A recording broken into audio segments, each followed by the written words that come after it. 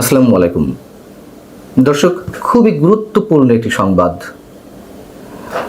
বিশ্ববিখ্যাত আইনি প্রতিষ্ঠান ব্রিটেনের ডাউটি স্ট্রিট চেম্বার আওয়ামী লীগের পক্ষে ডক্টর ইউনূস সরকারের বিরুদ্ধে ব্যবস্থা গ্রহণের জন্য অথবা আওয়ামী লীগের রাজনৈতিক কার্যক্রম যে নিষিদ্ধ করা হয়েছে সেটি যে মৌলিক মানবাধিকারের লঙ্ঘন, এই লঙ্ঘনের বিরুদ্ধে ব্যবস্থা নেওয়ার জন্য জাতিসংঘের স্বাধীন বিশেষজ্ঞ এবং অন্যান্য দূতের কাছে ব্যবস্থা নেওয়ার জন্য আবেদন পাঠানো হয়েছে।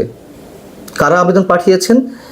ডাউটি স্ট্রিট চেম্বারের অন্যতম প্রভাবশালী দুই সদস্য, একজন স্টিভেন পাউলস কেসি আর একজন হচ্ছেন অ্যালেক্স টিনসলি। তারা দুইজন এই আবেদনপত্র পাঠিয়েছেন এবং স্টিভেন পাউলস কেসি সম্পর্কে বলতে গেলে ছোট করে বলতে হয় তিনি আন্তর্জাতিক অপরাধ এবং আন্তর্জাতিক মানবাধিকার বিষয়ে বিশ্বজোড়া খ্যাতি সম্পন্ন একজন আইনজীবী। আর অ্যালেক্স টিনসলি তিনিও আন্তর্জাতিক মানবাধিকার, সমুদ্র আইন, ইন্টারপোল এবং প্রত্যর্পণ বিষয়ে বিশেষজ্ঞ। এই বিষয়ে বলার আগে আমি একটু ডাউটি স্ট্রিট চেম্বার সম্পর্কে একটু ছোট করে বলতে চাই। ডাউটি স্ট্রিট চেম্বার সম্পর্কে এর আগেও আমি আপনাদেরকে জানিয়েছি, আর একটু মনে করিয়ে দিই। এটি ব্রিটেন ভিত্তিক একটি আইনি সহায়তা প্রতিষ্ঠান। ফৌজদারি বিচার, পাবলিক আইন, অভিবাসন, কর্মসংস্থান, মানবাধিকার এবং নাগরিক স্বাধীনতা বিষয়ে এই প্রতিষ্ঠানটি কাজ করে এবং নিঃসন্দেহে বড় বড় মানবাধিকার ইস্যুতে তারা বিভিন্ন আইনি লড়াই চালিয়ে যান। এবং বাস্তবতা হচ্ছে এটি যে শুধুমাত্র টাকার জন্য যে তারা কাজ করেন তা নয়। টাকা তো অবশ্যই একটি ফ্যাক্টর, অর্থ অবশ্যই একটি ফ্যাক্টর, কিন্তু তার চেয়ে তাদের কাছে গুরুত্বপূর্ণ হচ্ছে তাদেরকে খেয়াল রাখতে হয় তারা কোন ধরনের মামলা পরিচালনা করছে অথবা কাদের হয়ে তারা আন্তর্জাতিক অঙ্গনে লড়াই করছেন সেই বিষয়টি, অর্থাৎ তাদের রেপুটেশনের দিকেই তারা আগে নজর রাখে। এবং আমাদেরকে অবশ্যই ধরে নিতে হবে এটি যে জাতিসংঘ বা যে কোনো আন্তর্জাতিক প্রতিষ্ঠান কিংবা আন্তর্জাতিক অপরাধ আদালত আইসিসিতে তারা যখন যে কোনো বিষয়ে আবেদন করে, কোনো ফাইল সাবমিট করে, বুঝে নিতে হবে যে তাদের কাছে যথেষ্ট শক্ত তথ্য, উপাত্ত, প্রমাণ রয়েছে। এখন এই আবেদনপত্রের বিষয়টি তারা নিজেরাই নিজেদের ওয়েবসাইটে প্রকাশ করেছে।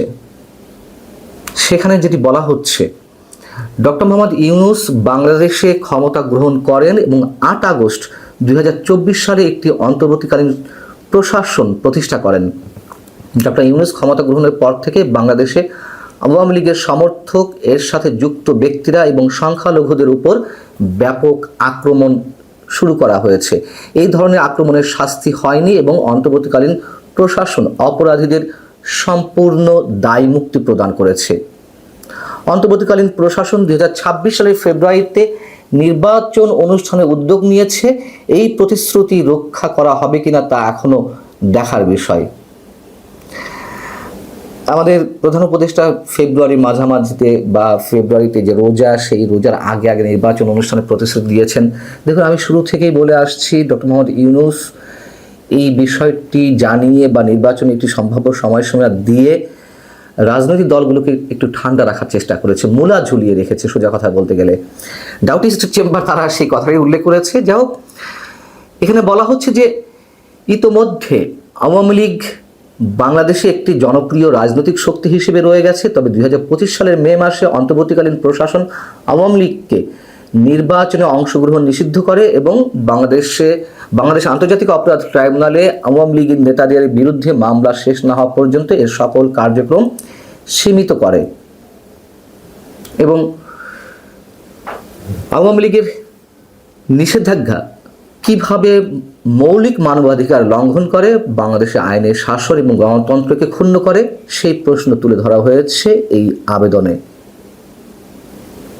আপিলটিতে স্বাধীন বিশেষজ্ঞ এবং অন্যান্য প্রতিনিধিদের অন্তর্বর্তীকালীন প্রশাসনকে জরুরি ভিত্তিতে অবাধ ও সুষ্ঠু নির্বাচন অনুষ্ঠানের জন্য আওয়ামী লীগের উপর থেকে নিষেধাজ্ঞা প্রত্যাহার করার এবং এই ধরনের যে কোনো নির্বাচনে তাদের সম্পূর্ণ অংশগ্রহণের অনুমতি দেওয়ার জন্য অনুরোধ করার আহ্বান জানানো হয়েছে। এটি হচ্ছে ডাউটি স্ট্রিট চেম্বারের ওয়েবসাইটে যেই বিজ্ঞপ্তিটি প্রকাশ করা হয়েছে তার মোটামুটি সম্পূর্ণটাই আমি আপনাদেরকে জানালাম। আগেই বলেছি, ডাউটি স্ট্রিট চেম্বার যেন তেন কোনো ধরনের কোনো ল ফার্ম নয়। এর আগে আমি আপনাদেরকে জানিয়েছিলাম যে আন্তর্জাতিক অপরাধ আদালত আইসিসিতে তারা আওয়ামী লীগের হয়ে ডক্টর ইউনূস সরকারের বিরুদ্ধে ফাইল সাবমিট করতে যাচ্ছে। এটি এখনো পর্যন্ত হয়েছে কিনা আমি জানি না। তারা নিজেরাই জানিয়েছিল যে তারা এই ধরনের একটি উদ্যোগ নিয়েছে, এবং সেখানে যা বলা হয়েছিল সেটিও আমি একটু আপনাদেরকে মনে করিয়ে দিই। 8 আগস্ট 2024 ডক্টর মোহাম্মদ ইউনূস বাংলাদেশে ক্ষমতা গ্রহণের পর থেকে সাংবাদিক, পুলিশ অফিসার, সংখ্যালঘু ও প্রাক্তন সরকারি দল আওয়ামী লীগের সাথে যুক্ত ব্যক্তিদের বিরুদ্ধে বিনা উস্কানিতে অসংখ্য সহিংস আক্রমণের ঘটনা ঘটেছে। হত্যার অভিযোগে, মিথ্যা ফৌজদারি অভিযোগে নির্বিচারে কারাগারে আটক রাখা হয়েছে, বিশেষ করে সাংবাদিকদের। নিয়ন্ত্রণহীন মব সহিংসতা এবং ধর্মীয় সহিংসতার প্ররোচনা, এই অভিযোগগুলোর জন্য দোষীদের বিচারের আওতায় আনার জন্য বাংলাদেশে কোনো পদক্ষেপ নেওয়া হয়নি। আরও অনেক কিছু ছিল যে বিষয়ে আমি বিস্তারিত তুলে ধরেছিলাম আপনাদের সামনে। আইসিসিতে ডক্টর ইউনূস সরকারের বিরুদ্ধে তারা যে মামলা পরিচালনার উদ্যোগ নিয়েছে তার অংশ বিশেষ হিসেবে। এখন বিষয় হচ্ছে যে এতে কি হবে? আওয়ামী লীগ তার রাজনৈতিক নিবন্ধন ফিরে পাবে? আওয়ামী লীগ ওপেন রাজনীতি করার সুযোগ পাবে? আওয়ামী লীগ নির্বাচনে অংশগ্রহণের সুযোগ পাবে? দেখুন, এই কথাও আমি প্রথম থেকে বলে আসছি, যা কিছু হচ্ছে গরম গরম অনেক কিছুই হচ্ছে। শেষমেশ আওয়ামী লীগকে নিয়েই নির্বাচন করতে হবে। আওয়ামী লীগের বিরুদ্ধে যত অভিযোগ থাক না কেন, অবশ্য অভিযোগ রয়েছে, নির্দ্বিধায় আমরা এটুকু বলতে পারি। এবং সেই সব অভিযোগের বিষয়ে যে মামলাগুলো এর মধ্যে পরিচালিত হচ্ছে বাংলাদেশে আন্তর্জাতিক অপরাধ ট্রাইব্যুনালে, সেগুলো নিয়েও এর মধ্যে প্রশ্ন উঠেছে। মানে অতিমাত্রায় শাস্তি নিশ্চয়তার বিধান করতে গিয়ে একেবারে হসপস বাঁধিয়ে দিয়েছে সরকারের পক্ষ থেকে যারা এই বিষয়গুলো তদারকি করছেন সেগুলা।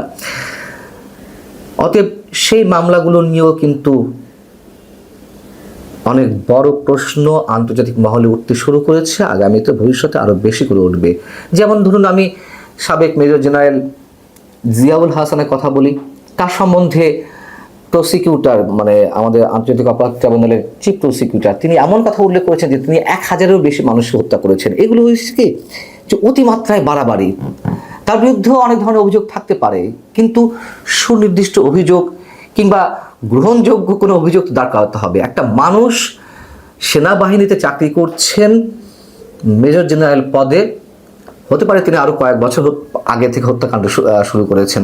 যদি আমরা চিফ প্রসিকিউটরের কথাই ধরে নিই, কিন্তু 1000 মানুষকে হত্যা করা, এটা কিভাবে সম্ভব? এই ধরনের অভিযোগও আনা হচ্ছে। এবং আমরা দেখতে পাচ্ছি যে যাদেরকে হত্যা করা হয়েছে সেই হত্যার শিকার অনেকেই জীবিত ফিরছেন। এই মামলাগুলো ভবিষ্যৎ কি আমরা জানি না। এখন তড়িঘড়ি করে যেই মামলাগুলো পরিচালনা করা হচ্ছে, নিষ্পত্তি করা হবে এই বছরের মধ্যে অনেকগুলা, শেখ হাসিনার বিরুদ্ধে কোনো মামলার রায় দেওয়া হবে। ইচ্ছাগুলো তো 1 সপ্তাহের মধ্যে রায় দিয়ে যায়, তাই না? ইচ্ছা করলে 1 মাসের মধ্যে রায় দিয়ে দেওয়া যায়। লাভটি কি তাতে? সেগুলো কি কার্যকর করা যাবে? নিজেরাই নিজেদেরকে বিতর্কিত করছে। যে ধরনের তথ্যপাত্র বিচারের জন্য তাদের হাতে ছিল, হয়তো অনেক কিছুই সুষ্ঠুভাবে করা যেত, কিন্তু শুধুমাত্র রাজনৈতিক প্রতিহিংসা থেকে যা কিছু হচ্ছে, এবং তার অংশের ভিত্তিতে ডাউটি স্ট্রিট চেম্বার যা জাতিসংঘে একটি আবেদন করলো, এটাই কিন্তু সারা বিশ্বে ছড়িয়ে পড়বে। এবং বিশ্বের ওয়াকিবহল বা সচেতন মানুষ জানে যে ডাউটি স্ট্রিট চেম্বারের ভারী কি কতটা, তাদের ওজন কতখানি, তারা কোন কোন বিষয়ে মুভ করে, এটা খুবই ভালো করে জানার কথা।